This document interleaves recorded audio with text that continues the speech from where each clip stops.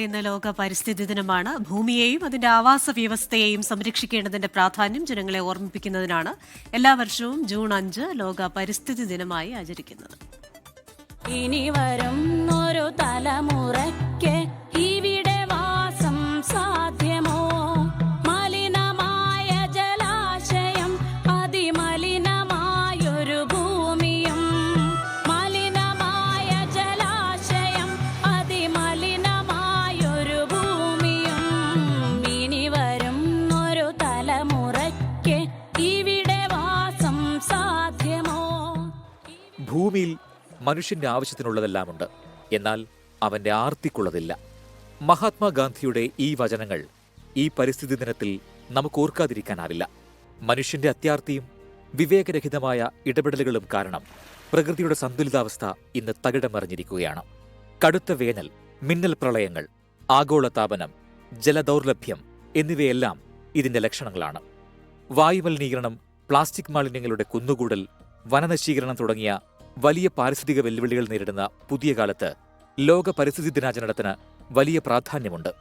1972 ഐക്യരാഷ്ട്രസഭയുടെ general അസംബ്ലിയാണ് June 5 പരിസ്ഥിതി ദിനമായി പ്രഖ്യാപിച്ചത്. ഒരു തൈ നടാം നമുക്കമ്മയ്ക്കു വേണ്ടി, ഒരു തൈ നടാം കൊച്ചുമക്കൾക്ക് വേണ്ടി, ഒരു തൈ നടാം 100 കിളികൾക്കു വേണ്ടി, ഒരു തൈ നടാം നല്ല നാളേക്കു വേണ്ടി. പരിസ്ഥിതി സംരക്ഷണം എന്നത് ഒരു ദിവസത്തെ ആചരണത്തിൽ മാത്രം ഒതുങ്ങേണ്ട ഒന്നല്ല. നിത്യജീവിതത്തിൽ വരുത്തുന്ന ചെറിയ മാറ്റങ്ങളിലൂടെ വലിയ മാറ്റങ്ങൾ സൃഷ്ടിക്കാൻ നമുക്ക് സാധിക്കും. മരങ്ങൾ നട്ടുവളർത്തുകയും പ്ലാസ്റ്റിക് ഉപയോഗം കുറയ്ക്കുകയും കുടിവെള്ളം പാഴാക്കാതിരിക്കുകയും വേണം. മഴവെള്ള സംഭരണികൾ നിർമ്മിച്ച് ഭൂഗർഭ ജലനിരപ്പ് ഉയർത്തുമെന്നും പൊതുസ്ഥലങ്ങളിൽ മാലിന്യം തള്ളില്ലെന്നും നമുക്ക് പ്രതിജ്ഞയെടുക്കാം. ഭൂമിയെ വരും തലമുറയ്ക്കായി നമുക്ക് കാത്തുവെക്കാം. ഒരു തൈ നടാം നമുക്കമ്മയ്ക്കു വേണ്ടി, ഒരു തൈ നടാം കൊച്ചുമക്കൾക്കു വേണ്ടി, ഒരു തൈ നടാം 100 കിളികൾക്കു വേണ്ടി, ഒരു തൈ നടാം നല്ല നാളേക്കു വേണ്ടി. Research desk 24.